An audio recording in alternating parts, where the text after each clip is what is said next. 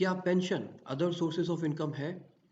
Non creamy layer certificate state का चलेगा। शादी के पहले ओबीसी ओबीसी कास्ट से बिलोंग करते हैं और ओबीसी का सर्टिफिकेट भी है, लेकिन अभी करेंटली पेरेंट्स की इनकम 8 लाख रुपए से ज़्यादा होने के कारण ओबीसी एनसीएल को यूज़ नहीं कर पा रहे हैं। लेकिन अब शादी होने वाली है जनरल कास्ट के एक लड़के के साथ जिसकी सैलरी 8 लाख रुपए से कम है। तो क्या अब ओबीसी नॉन क्रीमिलियर सर्टिफिकेट को अवेल कर सकते हैं क्योंकि हस्बैंड की सैलरी 8 लाख रुपए से कम है, या अभी भी फादर की इनकम ही काउंट होगी? मदर ग्रेड 2 ऑफिसर थी, प्रमोट हो गई हैं ग्रुप ए में 40 साल के बाद। फादर ग्रुप सी सर्वेंट रहे हैं लेकिन अभी रिटायर्ड हैं, तो क्या ओबीसी नॉन क्रीमिलियर को अवेल कर पाएंगे? कैंडिडेट जॉब कर रहे हैं, इसमें कैंडिडेट जॉब कर रहे हैं, उनकी कुछ सैलरी है, उनके फादर हैं जो कि पेंशनर हैं, उनको भी कुछ पेंशन मिल रही है देने से। इस फाइनेंशियल ईयर में जो समेशन है वो 8 लाख रुपए से कम होता है, लेकिन नेक्स्ट फाइनेंशियल ईयर में ये समेशन 8 लाख रुपए से ज़्यादा हो जाएगा। तो क्या इस केस में किसी गवर्नमेंट जॉब के लिए ओबीसी नॉन क्रीमिलियर रिजर्वेशन को अवेल कर सकते हैं या नहीं? फादर रिटायर्ड आर्मी मैन है, लेकिन अभी उन्होंने आरपीएफ में कांस्टेबल के पद को ज्वाइन किया है। अब उनकी पेंशन और नई जॉब की सैलरी दोनों मिला के 12 लाख रुपए होती है। तो क्या इस केस में ओबीसी नॉन क्रीमिलियर को अवेल कर पाएंगे या नहीं? जय हिंद दोस्तों। दोस्तों, स्वागत है आप सभी का हमारी channel analysis the learning hub में। दोस्तों, आज के संडे सेशन में हम डिस्कस करेंगे ये सारे इश्यूज जो मैंने आपके साथ अभी जस्ट शेयर किए। ये वो सारे क्वेश्चंस हैं जो मेरे दोस्तों ने अलग अलग वीडियोस पे रेस किए हैं। चलिए दोस्तों, शुरू करते हैं आज का सेशन। और सेशन शुरू करने से पहले मैं आपको दोस्तों बताना चाहूँगा, पिछले कुछ दिनों से मैं फीवर में था। I was not keeping well, so I could not reply most of your queries, most of your questions. But दोस्तों, शुरू करते हैं। पहली क्वेरी है, क्या pension other sources of income है? जी नहीं। अदर सोर्सेज ऑफ इनकम के लिए मैंने एक डिटेल वीडियो बनाया है, आप उसको देखिए। उसमें मैंने जो भी वेरियस इनकम सोर्सेज हैं जो अदर सोर्सेज में टैग होते हैं, उसको मैंने मेंशन किया है। मैं लिंक दे रहा हूँ आई बटन में, उसको देखिए। उसके बाद अगर कुछ डाउट होता है तो आप रेज करिए। Pension other sources of income में नहीं आती है। नॉन क्रीमिलियर सर्टिफिकेट स्टेट का चलेगा। कहाँ चलाना चाहते हैं भावेश आप इस सर्टिफिकेट को? आप जानते हैं कि जैसा आप जानते हो कि सेंट्रल और स्टेट दोनों की अलग अलग एक कास्ट की लिस्ट होती है ओबीसी की। अगर आपकी कास्ट जो स्टेट की लिस्ट में है वो सेंट्रल की लिस्ट में भी है, तो आप ओबीसी नॉन क्रिमिनल सर्टिफिकेट बनवाते हैं। वो स्टेट एग्जाम्स के लिए भी एप्लीकेबल होता है, सेंट्रल के लिए भी होता है। लेकिन अगर आपकी कास्ट सिर्फ स्टेट में है और वो सेंट्रल में नहीं है, तो आप जो सर्टिफिकेट बनवाएंगे वो स्टेट एग्जाम्स के लिए एप्लीकेबल होगा, सेंट्रल के लिए नहीं होगा। इसके लिए भी मैंने डिटेल वीडियो बनाया है भाभी, जिसमें सेंट्रल और स्टेट की वेरियस कास्ट को मैंने डिस्कस किया है। आप उसको देख सकते हैं क्लैरिटी के लिए।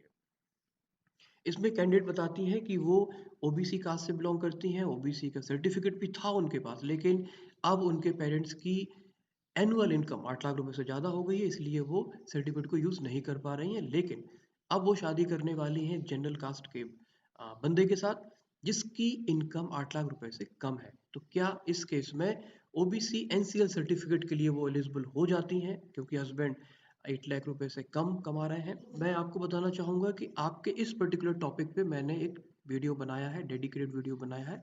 मैं लिंक दूंगा आई बटन में, आप उसको देखिए। उस वीडियो में मैंने शेयर किया है ऑनरेबल सुप्रीम कोर्ट का एक ऑर्डर, जिसमें ऑनरेबल सुप्रीम कोर्ट ने ये बोला है कि किसी भी लड़की की शादी किसी दूसरे कास्ट के बंदे के साथ होती है तो शादी के बाद उस लड़की की जो कास्ट है वो वही मानी जाएगी जो उसके फादर की कास्ट है, यानी जो उसकी पेरेंटल कास्ट है। शादी के बाद उसकी कास्ट नहीं बदलेगी।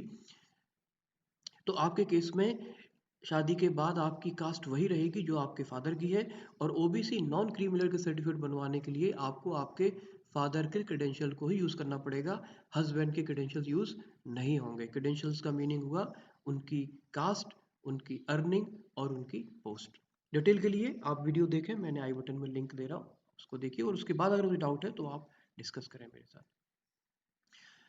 जैन बोलती हैं कि उनकी मदर ग्रेड 2 ऑफिसर थी और प्रमोट हो गई हैं ग्रुप ए में 40 साल के बाद। Father group C servant retired है, तो क्या वो एलिजिबल हैं? बिल्कुल आप एलिजिबल हैं जैन। और स्टेट और सेंट्रल गवर्नमेंट के जो वेरियस एम्प्लॉयज़ हैं, group A, group B, group C, group D, इसके लिए मैंने डिटेल वीडियो बनाया है, उसका भी लिंक मैं दूंगा आई बटन में, आप देखिए। आपका जो कॉम्बिनेशन है, आपकी मदर 40 साल के बाद ग्रुप ए में प्रमोट हुई है और फादर ग्रुप सी रिटायर्ड है, आप बिल्कुल ओबीसी नॉन क्रीमिनल को अवेल कर सकते हैं एज पर कॉम्बिनेशन।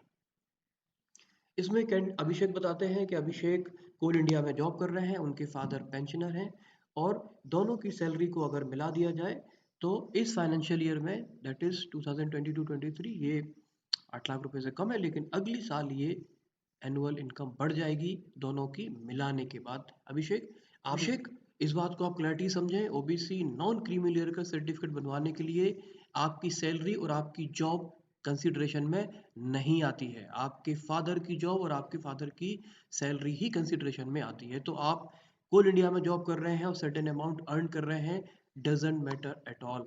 आपके फादर की जो क्रेडेंशियल थे, अगर आपके फादर पेंशनर है, जब वो वर्किंग थे, अगर वर्किंग कंडीशन में, आपके फादर की वर्किंग कंडीशन में अगर आप ओबीसी नॉन क्रीमिलियर को अवेल कर पाते थे उनकी जॉब के बेसिस पे, तो आप उनके रिटायरमेंट के बाद भी ओबीसी नॉन क्रीमिलियर को अवेल कर पाएंगे, आप कोई भी जॉब कर रहे हो और आप कितना भी सैलरी अर्न कर रहे हो। इसके लिए मैंने अभिषेक डेडिकेट वीडियो बनाया है, आप देखिए उसको, उससे आपको क्लैरिटी होगी और अगर उसके बाद भी कुछ डाउट होगा तो आप रेस करना, मैं फिर से डिस्कस करूंगा आपके साथ।